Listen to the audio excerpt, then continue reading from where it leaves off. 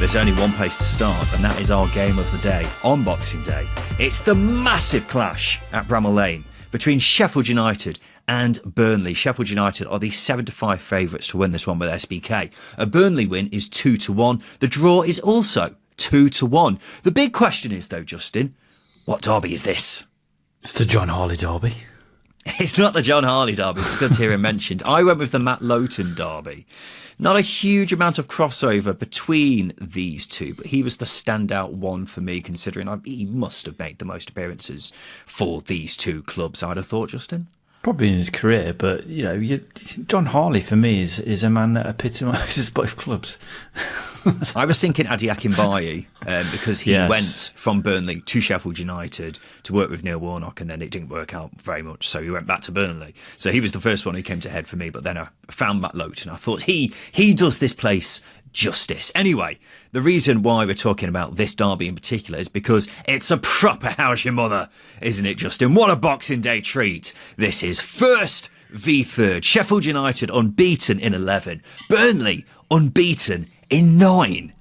Justin, this is mouth-watering, which is good because that'll help you swallow all the leftover turkey on Boxing Day. Well, just picture this, all right? Picture this, Ryan, please. Everyone is on that post-Christmas Day lull, full to the brim, as you said, of dry turkey, or if you're me, a delicious meatless beetroot Wellington, and you're wondering what you can do with your day. But the footballing gods, they've delivered this incredible offering to us. And the narrative as well we've been delivered for this game is even more perfect. As you say, both teams unbeaten, promotion class, two of the best defences in the Championship. This game becomes a chess match, but it's not a boring chess match, because I imagine watching chess is very boring. This is a chess match where there's like a game of slaps after each move. You know that thing I've seen? Well, I've seen it anyway on Instagram, scrolling around with people. It's not a televised event now, people slapping each other in the face. Have you seen that? I have seen that. Yeah, that doesn't come up on my Instagram though. Yeah, I've got a weird algorithm, but it comes up on mine. Mate, my algorithm is absolutely all over the place. One minute I've got cartoon cars driving over a cliff. Next, it's a woman with big breasts just bouncing along all over the place. That's my Insta algorithm. It's absolute carnage. I don't know how I've got here, but Instagram seems to think that's what I like. Anyway, carry on. This game has hoiked up Boxing Day fever. You don't get it anywhere else. You really don't. Well, put it this way. If you're going to be feasting out on Christmas Day this year, then can you really deal with 2 feasts in consecutive days? Because this is a footballing feast of the highest regard, isn't it? No matter what my Instagram algorithm says. And just, it's got to be said, it's a particularly Merry Christmas for Sheffield United fans because their takeover has finally been confirmed. It's been on the edge of completion for a long time, but the group, led by American businessmen Stephen Rosen and Helmi Al-Tawki, have now officially taken ownership of the club. We don't need to talk about the takeover anymore, Justin, because we've spoken about it loads in the time that it's taken to get signed off. But do you think this could give Sheffield United an even bigger boost? It's going to lift the supporters, and it's going to probably lift the manager. And I think as well from a playing point of view, you're probably thinking now, the takeover's done, there's going to be a little bit more competition coming in January. So I've got to really step up my game. Sheffield United have suffered a lot of injuries. A lot of youngsters have been bled into the team. But that's not going to change things. But yeah, I think it's just going to add a feel-good factor around the club because this has been needed for a long time. A lot of reassurances, I think, going forwards. Bills are going to be paid, and hopefully it's just a solid foundation, a solid grounding for the football club to really start to excel after excelling this season anyway. Yeah, in the long term, the optimism for Sheffield United fans is going to be through the roof because the ownership, as we've been saying, has been holding Sheffield United back. But in the short term, I think it'll mean that fans are going to be buzzing at the stadium on Boxing Day because it seems to happen all the time whenever a takeover does happen. There's a new, fresh sense of optimism around the place. And that just means the atmosphere is going to be electric for this game. But whether Sheffield United needed any more of a boost is another question because they have been absolutely flying all season. They've won 50 points. Only 4 teams in Championship history have won more points at this stage of a season than Sheffield United have. And they would be 5 points clear at the top of the table if it wasn't for the 2-point deduction. It's also 9 straight wins at Bramall Lane, and they've won 29 points from an available 33 in their last 11 games. Ridiculous numbers, Justin. Yeah, they are ridiculous. And it's quite incredible, really, how relentless and consistent they've been in that time as well. I know they lost... Well, actually, since they lost those 2 games against Leeds and Middlesbrough, just pushing and driving in each game, they're controlling games without having to dominate possession and dominate the ball and chances.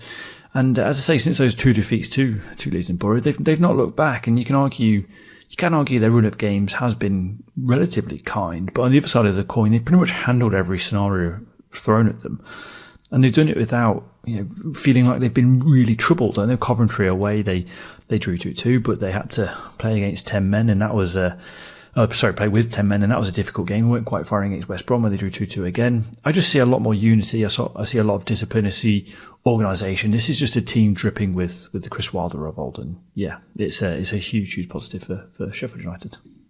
Yeah, they have been irresistible, haven't they, really? 5 clean sheets in the last 6 games as well. I do think, even though, their form is just ridiculously good, I do think they have not been fortunate, but maybe not hitting top gear in recent times. I go back to that Sunderland game, that was quite a while ago now, where Sunderland really should have got something from that game. And there's been a couple of other examples as well where maybe they've ridden their luck a bit, but that's what really makes a top team, really, where you are getting these results and you fully deserve as many wins as you're getting, but also where you ride your luck at times as well. That's what the top teams do, and really you make your own luck often in this division, don't you? And that's what Sheffield United certainly have done. Got to be said, Burnley, not in bad nick themselves, though, are they? Unbeaten in 9, 1 loss in 19. They've also got the best away record in terms of points per game in the whole of the Championship. And you got that mixed with the fact that they're coming up against the team with the best home record in the Championship. This is why it's so tasty, Justin, because Burnley will be heading into this full of confidence, won't they, even though it's a very tricky test. Deservedly so as well. It's probably since the defeat to Millwall, I think it was in November now, where that seems to have been the spark the team needed to really kick on. They were so desperately poor in that game. And I know they've had a couple of bumps along the way in the last 8 games since that defeat to Millwall. But they've been far more convincing as a collective. They're creating more chances. There's less hesitation in the final third. They're being a bit more punchier and more decisive. Bylines are being visited and cutbacks are being embraced in this, I wouldn't say newfound tactical setup by Scott Parker, but just a bit more enthusiasm going forward. And I think that's what this team has been missing under Parker. And this is what we want to see. And this is what makes this game all the more intriguing, because we know how they like to set up against teams in big games, or Scott Parker, that is. And this is a big game. And they're coming up against a very difficult opposition to break down. And probably Sheffield United, I think, in the entire division, they're the best at managing games. And that's going to be the big one for Burnley. It's not about attacking form or defensive form. It's who manages the game better. Yeah, I agree with everything you say there, Justin. I think that Millwall game is what's really lit a catalyst amongst Burnley, because, look, we'll always be the first people to criticise Scott Parker Ball when it's not going very well, because it wasn't going very well, even though they were grinding out results, and then they hit a bit of a slump. But then in recent weeks, they have been just a different team, haven't they? They have genuinely been playing like the amount of talent in their team should be playing, and making the most of the quality that they've got. And you've got to tip your hat to Scott Parker in that regard, because often his teams can be a bit blunt, particularly when it comes to a team who are sat back against them, but they've not been that. They've been genuinely playing some really nice football recently, and have fully deserved this run of form that they've been on in recent times. And one thing you were just alluding to there, Justin, it's something that seems to come up every time we talk about Burnley in our game of the week in these episodes, is Scott Parker's record against fellow promotion contenders, because it's always been good at Championship level, going back to his Bournemouth and Fulham days. They're the only team to take anything away at Ellen Road since August. So we bleat on it about it a lot. But Scott Parker, he relishes these games as a manager, doesn't he? Which is another reason why they'll be heading into this thinking they've got a chance of getting something here. Oh, it's just a shame, isn't it, that he doesn't have one of these games every week, because it's the so-called lesser opposition they've typically struggled against. And you are right, in these big games, I think Scott Parker and the way he sets up tactically does exceed expectation massively. But like I was alluding to with game management, Sheffield United are a very streetwise team. And that, again, is what is going to make this an interesting battle. It's not like a Leeds where you know what you're coming up against in terms of plan and style. You know they're going to want to dominate the ball and play through the thirds and be open at times. I think Sheffield United are very adaptable. They're very, very adaptable. This isn't a normal run-of-the-mill, Fulham against Brentford back in the day with Scott Parker as manager. It's not. You're not coming up against a team who are going to push forward. Sheffield United are going to mould their way into this one, and that's what makes this tactical battle very, very intriguing. Very, very intriguing. It is indeed. It's a very intriguing game, Justin, but it's now time for us to put our necks on the line with the second tier bet builder with SBK. But before we get onto that, we want to remind you about SBK's Fresh Legs promotion, because it's bloody annoying, isn't it, when the player you need for the final leg of your bet builder gets subbed off. But with Fresh Legs, that means that when your player does get subbed off, the bet carries over to the player coming on. So whether you need a shot on target, a yellow card, a goal, Fresh Legs keeps you in the game. And SBK are the only bookmaker offering this on every championship game this season, meaning there really is no better place to bet on the second tier. So why not sign up for SBK and join the thousands of people already taking advantage of Fresh Legs every weekend. But in every preview show, we make our own bet builder with 4 selections, all relating to our game of the day. So that's 2 for Justin and 2 for me. Worth reminding people, we got our bet builder correct in the last preview show. So we're in form. Peachy, what is your first selection for the bet builder on Boxing Day? I've gone with Burnley to have over 10.5 shots. Now, despite being a team we've criticised in the past for not being too adventurous in their approach to building attacks, Burnley have been pretty consistent in getting shots off on goal. They might not have been good positions for shots, but they will get shots off on goal. In fact, they've failed to have over 10.5 shots in just 2 of the last 10 games. That's form. And in just 8 games overall this season, with the majority of the misfiring games, they came at the start of the season when Burnley were really, really bland. So for me, Burnley to have over 10.5 shots in this one, that's the first selection. Yeah, what you were saying then, Justin, about Burnley not necessarily taking many shots. I think they've always taken plenty of shots, but the issue was earlier in the season is that they weren't having a good chance shots. Like the shots they were having were usually like far out or just from a not great angle. So what's been different recently is they've been creating better quality chances, and that's been reflected in the shots because of the stat you just mentioned there. But the interesting thing is as well, Sheffield United's last 2 home games also given away a fair few shots. Sunderland had 15 against them. Even Plymouth had 12. So if that's a sign of things to come, this looks a good value pick, if you ask me. And in a similar vein, my first selection is Sheffield United to have under 13.5 shots. Now, usually, this is where we'd have Ryan's card pick of the week. But I'm very hot on this selection in particular, Justin. The big reason for this is because Burnley have only conceded over 13.5 shots in one of their last 17 games. Can you guess who that one game was against, Justin? Sheffield Wednesday. Nope, it wasn't Sheffield Wednesday. We could probably be here all year for the rest of 2024. Just now, I'm not sure you would have guessed who it was. It was bizarrely against Stoke, of all teams. So despite Sheffield United's dominance of the league this season, they haven't been as shot heavy as you might think. They've only had over 13.5 shots in 2 of their last 9 games. So that, matched with the fact Burnley have had only conceded over 13.5 shots in one of their last 17, this matches up quite nicely and also looks like a good value pick, Justin. Game management, baby. That's what it is. You don't have to be a swashbuckling open team to get good goal scoring chance off, and Sheffield United are very streetwise, as I was pointing out a minute ago. So yeah, I'm going to back this one. I don't think it's going to be an open game, and I think both these first 2 picks do back that. What's your next selection, Justin? I've gone with both teams to score. This is the one we were a little bit unsure about, but you know, you've got 2 teams that are very tight defensively. You've got Sheffield United on a run of 3 clean sheets in a row as well. However, the message I sent to you was embrace the Boxing Day chaos, Ryan. Embrace it. There's always that meme that goes around of Boxing Day back in the 60s where there's a million goals that were scored. You know which one I'm on about, don't you?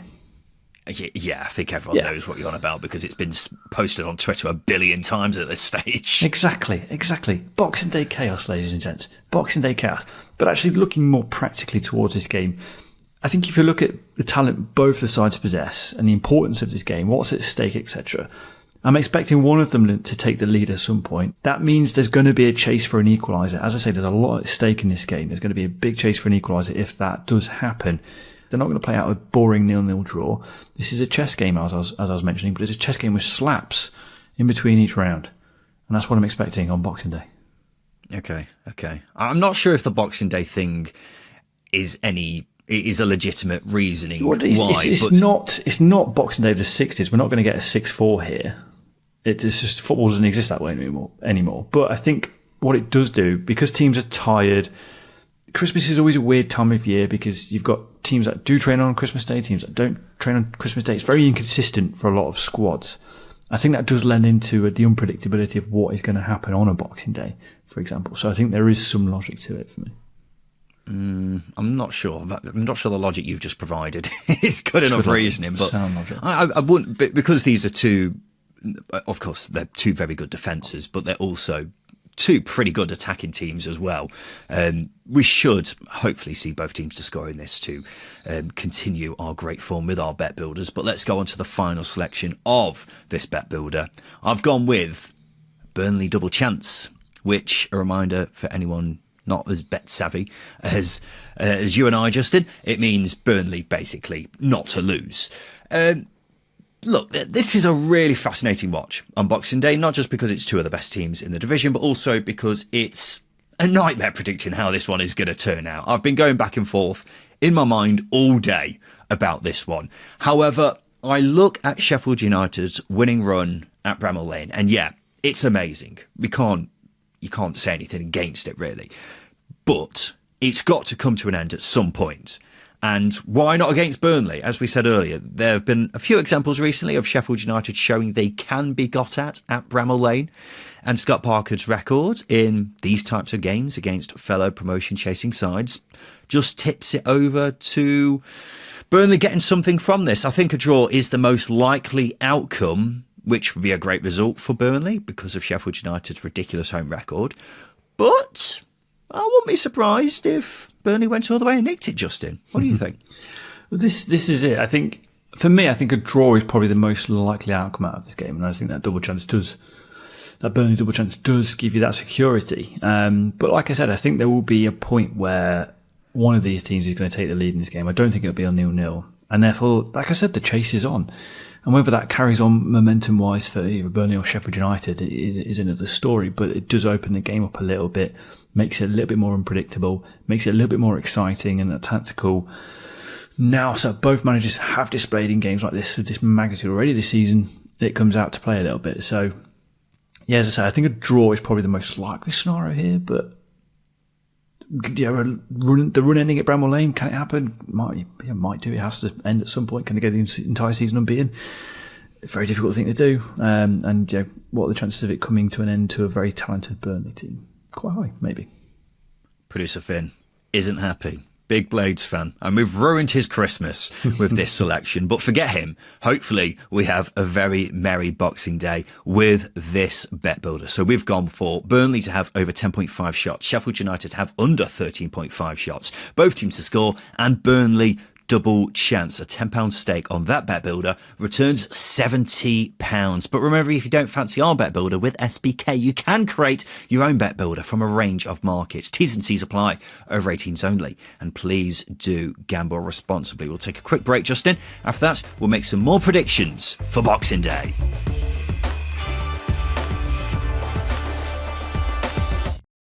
Welcome back to the second tier preview show brought to you by SBK, and it's now time for us to make some more predictions ahead of the Boxing Day round of games. So in each preview episode of the second tier, Justin and I will each pick a banker, a team we think is guaranteed to win, as well as an outsider. So someone we think is going to win, but is bigger odds with our friends at SBK.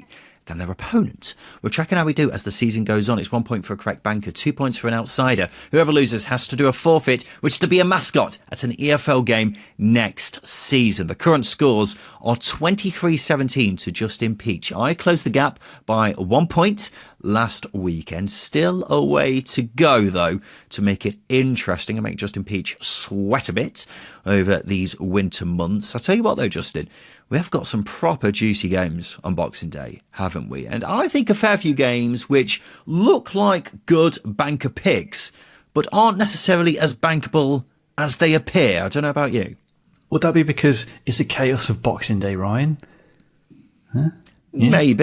Maybe we're going to be gifted with some incredible results on Boxing Day. Maybe that's going to be the case. I don't know. I just saw a few games here where I was like, yes, that looks like a good pick on paper, but when you start processing the pros and cons, I've got something against why I would go against that team, particularly with your banker, Justin. But let's crack on with that, shall we? What's your banker for this weekend, for Boxing Day even?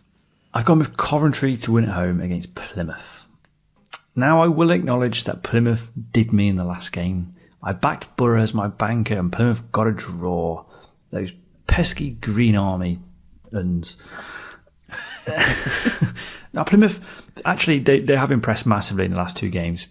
But this game is away from home. Argyle haven't won away from home this season. They've collected just 2 points away from home park and have scored just 3 goals on their travels all season. It's an ugly set of statistics. Now I'm going to bring in an intangible aspect in. When are Plymouth going to travel for this game? It's probably going to be Christmas Day, isn't it? So they're going to be away from their families for some of it. Are they going to get time to train and prepare for this game like Coventry would, for example, who are at home and therefore close to the ground, etc.? They don't have to travel for it. I think that does play a part. You do have to consider it, especially at this time of year when there's a lot of travel, there's a lot of games squeezed into a short space of time. That's going to play a part as well. Coventry, in addition to that, are unbeaten in the last 3 at home. They're smarting after a very, very heavy poor defeat away at Portsmouth. Going to need a reaction after this one. I think this is as good as opposition as you get, considering the away form and the intangible variables I mentioned. It's interesting how a lot of your reasoning is becoming more and more down to timings of games. Nothing to do with, like Coventry just being a much better team than Plymouth. They're not, though, are they? They're not a much better team than Plymouth because Coventry only sat 4 or 5 places above Plymouth at the moment and not too Okay, too put the far two in terms of teams next points. to each other. How many Plymouth players would get into the Coventry team? I don't think it's down to better players because Coventry aren't in form. Coventry aren't in form. Plymouth came up against quote unquote better players against Middlesbrough and got a 3-3 draw out of it. So I don't really want to factor that in. Does that mean they're in form? No, they're not in form. It's not really my point. The point I'm making about the whole travel thing, actually, they lose a day of training. They lose a day of prep for this game. This is going to be like, right, we need to roll into this fixture. And that's what this time of year brings. It brings a lot of all I'm saying is it's strange how much of an emphasis you put on that factor as opposed to things mattering actually on the pitch. And that's my big bugbear here. The emphasis I've been putting on these factors has got me a lead at the moment. So I would pipe down, Mr. Dilks. It has, which is a massive shame against me, but your conspiracy theories about travel and time of games is getting pretty insane. But look, here are some facts. Coventry are the shortest odds team to win on Boxing Day, and that isn't a surprise at all for the facts of the matter that Plymouth's away form is absolutely shocking and has been shocking all season. But I avoided this one, Justin, and that's because I've got a Mike feeling.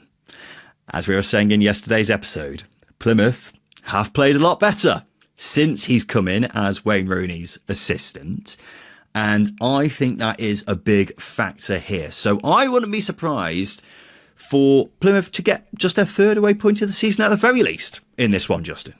Mike Phelan cannot bring back Ryan Hardy and Michael Obafemi, who are both injured at the moment, either. So they're down attacking options. They've got Andre Gray. Can he provide a screamer? Potentially. Is that enough for me to go, oh yeah, fancy Plymouth for this one? The away form really backs it up.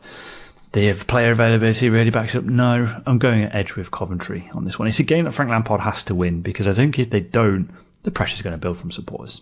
It really is, because of the comments that Doug King has made in the past. Not Frank Lampard's fault, entirely Doug King's fault, but it makes this, I wouldn't say a must-win, but a very, very important game to grab 3 points. I'm not going to disagree with you on that one, Justin, because it definitely is something that Coventry have to be winning without a doubt. Let's go to my banker for Boxing Day. I've gone with Watford to win at home against Portsmouth. And look, I've been full of praise for Portsmouth in recent weeks. They're a side who have improved a lot, and I wouldn't usually oppose them, but they've had some peculiar results on the road this season. That 6-1 thrashing at Stoke, they were the last team to lose to Plymouth, and of course got thumped 4-0 at Derby a couple of weeks ago.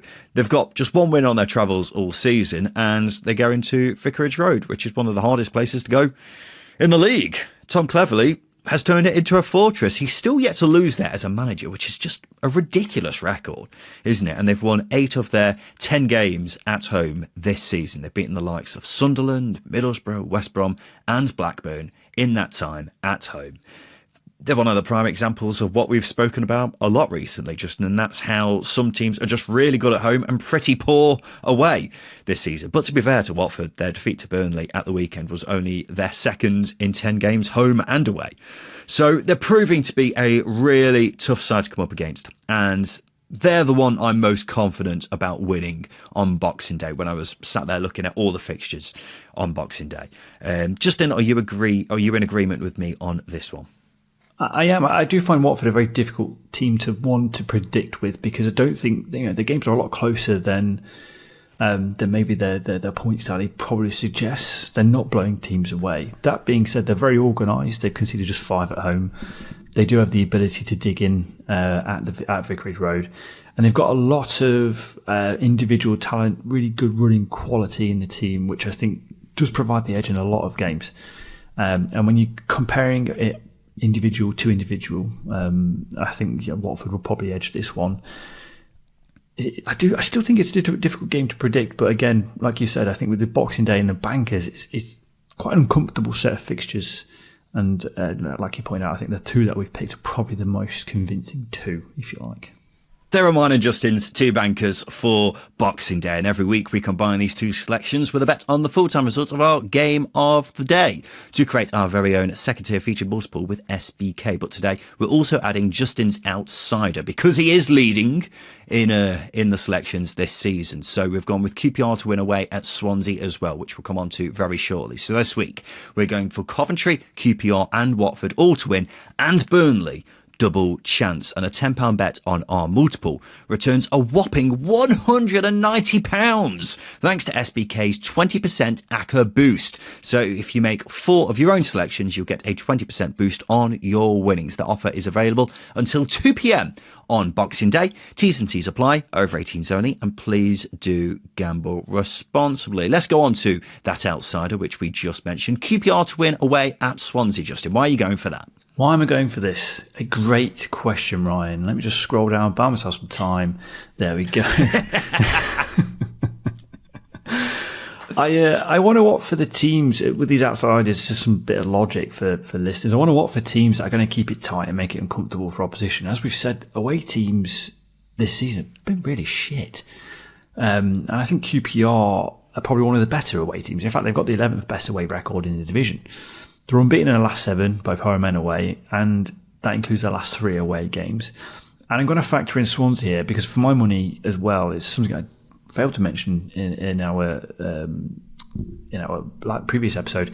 I think they've dropped off considerably since the game against Derby, where game management for me has been an issue, game control has been an issue, and I think that presents, or has been presenting, opposition a lot of chances to get back into their games. And I think this is going to present QPR a chance to take advantage of that as well. So that's my reasoning for backing QPR to win away at Swansea. I'm not sure I agree about Swansea dropping off. But it's a playing drop off. The results have been fine, but you're looking, giving it the eye test and actually looking at the stats of games, they're taking leads and they're taking the foot off the gas quite considerably, and that's just allowing opposition to take advantage of it. And I think they can't keep doing that. They have to change that. QPR have been in really good form recently. They have absolutely flown up the table. It's pretty ridiculous, really. And Swansea, yeah, I think Swansea are still a dark horse for the playoffs this season. I still stand by that for now, but this is a tricky game because QPR have been doing really well, even though they've had quite a bit of availability issues recently. So it's going to be a really fascinating game on Boxing Day, and as far as outsiders go, this looks like a pretty decent pick, Peachy. Let's go to my outsider. I've gone with Oxford to win at home against Cardiff. Now, this is a meeting between two sides in the bottom three, and two of the sides I said in yesterday's episode I think are prime candidates to go down this season. So it's a big old game on Boxing Day for both of these two. But I will admit I was a bit surprised to see Oxford were the outsiders for this one for a few reasons. Yes, they've been really poor recently, 6 losses in 7, just 1 win in 16. But Cardiff are pretty shite themselves. Winless in 8, just 3 points from an available 24. Omar Ritza is not having a great time of it at all, hence why he's been posting moody pictures on Instagram. So I just thought with home advantage, Oxford would be the automatic favourites for this one. The other thing, though, is the potential for the fabled new manager bounce, Justin, because this is Gary Rowett's first game in charge of the U's. He was in the stands for their loss to Leeds at the weekend, and he'll be hammering into his players what they need to do better, and he'll be looking for a positive start to life at the Kassam. He'll also be thinking this is a great opportunity to get it. So that's why I'm backing an Oxford win on Boxing Day, Justin. Yeah, it's a really good opening game for Gary Rowett. In fact, all I've got in my notes here is Gary Rowett's axe, because he's going to get this Oxford team organised and very difficult to break down. And there's probably going to be an XG posting of about 0.3 from Oxford, and I think they are going to come away with something, because it's just what Gary Rowett does. He builds from the bottom up. He makes teams very difficult to play against, and then he starts to play to their attacking strengths. And once he does that, teams that he manages becomes a very difficult opposition to come up against. And then you've got an inexperienced guy in Omar Ritza who, as you say, he had a good run of form, but at the minute the best thing he's got going for him is his ability to put soundtracks over moody images on Instagram. Just don't think he's got the experience to deal with Gary Rowett, whatever quality of squad he's got at his disposal. If Cardiff lose here as well, then not only is Omar going to be posting a very moody selfie on his Instagram, then oh boy, Cardiff fans are not going to be happy, because they've got to be looking at this as a game where they've got to get a result themselves. And if they lose to a team who are struggling just as much as them, then shit is really going to hit the fan. This could be a very, very messy Boxing Day from a Cardiff City perspective. But those are mine and Justin's predictions for the weekend. And that, of course, means it's now time for this. All right. Settle down, you lot. It's time for the Craig Bryson pub quiz. Yes, it is, Mr. Barman. It's the Craig Bryson pub quiz, and this is how it works. Justin is going to give me 6 clues about a Championship player, past or present, each more revealing than the last. I simply have to guess who it is. They must have made over 200 Championship appearances in their career, and don't forget the Dexter Blackstock rule is in play. So what have you got for me, Justin Peach, you bastard? I've got a humdinger. I've made 241 appearances, scoring 71 goals. That's a striker, if ever I have heard one. And I'm going to go with Sylvan Ebanks Blake. It is not. I like how you just completely disregarded Aidan Flint, by the way. What do you mean? Because he scored a lot of goals. It's a joke. Fine. It's a joke. Because he went straight to striker. Anyway. Any more great jokes like that? Or they're better than your Christmas crackers, aren't they? How dare you? I made my Championship debut aged 22 in 2015. Ooh. So he's, I assume, still playing now. 22 in 2015, you say? So that would make him 31 now. That is interesting. I'm going to go with, I don't think, or maybe the years do match up here. I'm going to go Andre Gray. It is not Andre Gray. I think Andre Gray is about 34. I was thinking he made his debut around that time because he was in non-league before that, wasn't he? So It's a good shout. But I don't think Andre Gray was born in Portugal like this one. Ooh. Next clue is I was born in Portugal, making my professional debut. Professional debut on loan at Miradela in Portugal. Irrelevant fact. Before moving to the Championship with Sheffield Wednesday. Marco Matthias. That's a lovely shout, but it's not Marco Matthias. He's not played that many games in the Championship, has he? I just thought Definitely not scored that many goals. No, I just thought Portuguese striker. I have got someone else in mind now, though. Go on, Justin. Have you? Yeah. Well, the next clue is, since leaving the Championship in 2023, I have played in China, Qatar and Saudi. Right. That clue doesn't change my thinking on who I think this is. Because as far as Portuguese strikers go, I can't think of many others who have played over 200 games at Championship level. So I'm going to go with one Lucas João. You'd be correct. Yeah, thought so. It's always risky, I think, picking a foreign player for the Craig Bryson pub quiz because there aren't that many who have made over 200 appearances at Championship level, especially Portuguese strikers that I can think of. Yeah, but also the fact that he was in the Championship for 8 years, only made 241 appearances, but in that time he's scoring 1 in 3. Which is incredible. You bloody loved yeah. Lucas João. Anyone who's listened to the podcast for a long period of time will know that Justin Peach absolutely bloody loves Lucas João. The man's got a velvet touch. He's 6'4" and he's got a touch like he has is incredible, and his finishing qualities is also outstanding. He was bloody good for Reading. Unreal. Unbelievable for Reading. He was in when they were at Championship level. It was always a bit hit and miss before that, but for Reading he was superb. Justin, what are the final 2 clues for anyone listening?